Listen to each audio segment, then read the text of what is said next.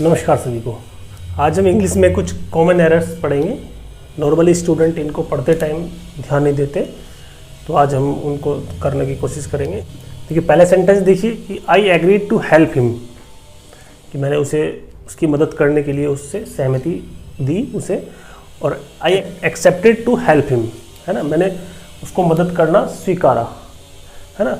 Normally बोलने में student लोग इन दोनों सेंटेंस को बोलते हैं, लेकिन जो सेकंड वाला जो सेंटेंस है ये अननेचुरल है, यानी कि ये जब राइटिंग में हम करने की कोशिश करते हैं तो ये वाला सेंटेंस सही रहता है और यही लिखा जाएगा। नॉर्मली स्टूडेंट इसको भी बोलते हैं, तो ये जो सेंटेंस है ये इस सेंटेंस के मुकाबले अननेचुरल है। ठीक है, तो क्या सीखा हमने कि I agree to plus infinitive के साथ जब एग्री का इस्तेमाल करेंगे हम, तो उसके साथ हम जब कोई वर्ब का इस्तेमाल करेंगे तो उससे पहले टू का प्रयोग करेंगे। लेकिन I accepted to help him नहीं कर सकते, I accepted to meet him नहीं कर सकते, I accepted to give him money नहीं कर सकते। हाँ, ये I agreed to help him ये कर सकते हैं, I agreed to meet him कर सकते हैं, I agreed to give him money कर सकते हैं। तो ये एक बात थोड़ा नॉर्मल सी ध्यान दी कि हम एक्सेप्ट का प्रयोग टू प्लस इन्फिनेटिव के साथ नहीं कर सकते।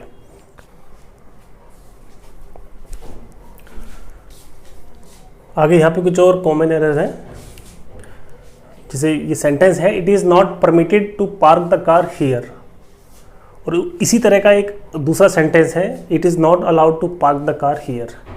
नॉर्मली इन पहली बार इनको पढ़ने से ये लगेगा कि दोनों सेंटेंस ही सही हैं, लेकिन ऐसा नहीं है।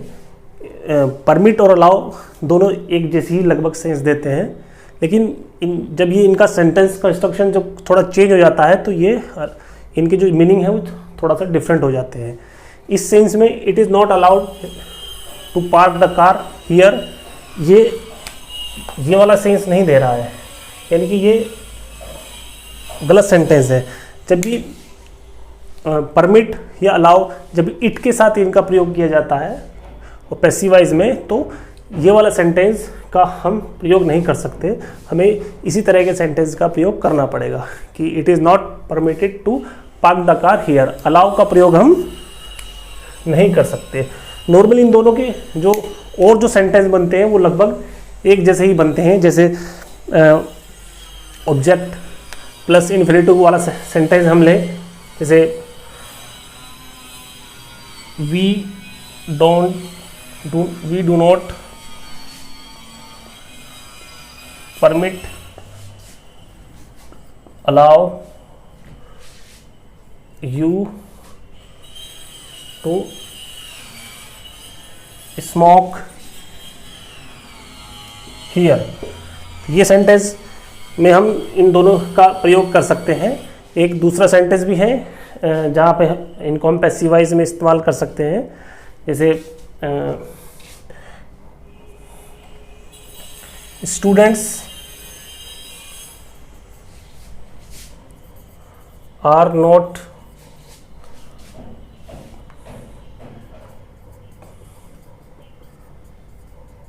permitted allow to play here, है ना। तो इस तरह के सेंटेंस में हम दोनों का प्रयोग कर सकते हैं, लेकिन जब भी इट के साथ इनका प्रयोग किया जाता है तो अलाउ का प्रयोग हम नहीं कर सकते, हमको परमिट का प्रयोग ही करना होगा। तो ये बात हमें समझ में आई कि इट वाला सेंटेंस जो परमिट के साथ है ये सही होगा। ठीक है,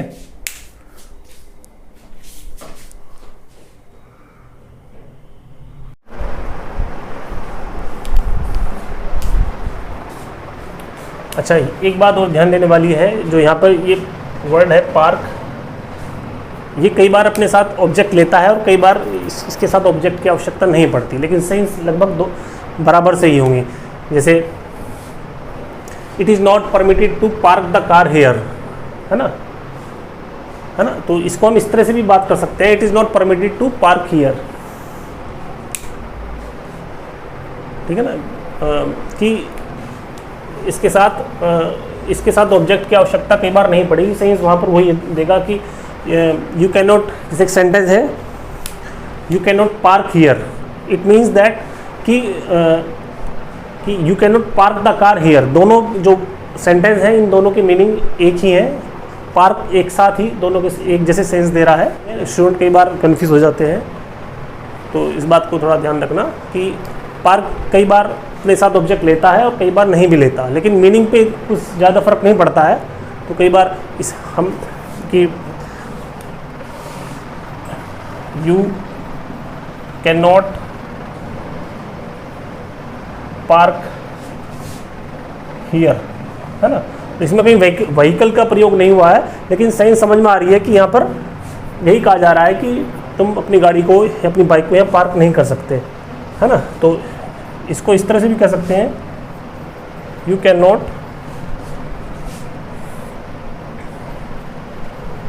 पार्क द कार हियर, है ना।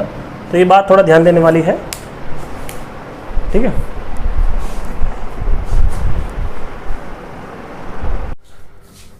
तो आपको ये वीडियो कैसी लगी कमेंट सेक्शन में जरूर बताना, वीडियो को शेयर करना, लाइक करना, चैनल को सब्सक्राइब करना। Thank you.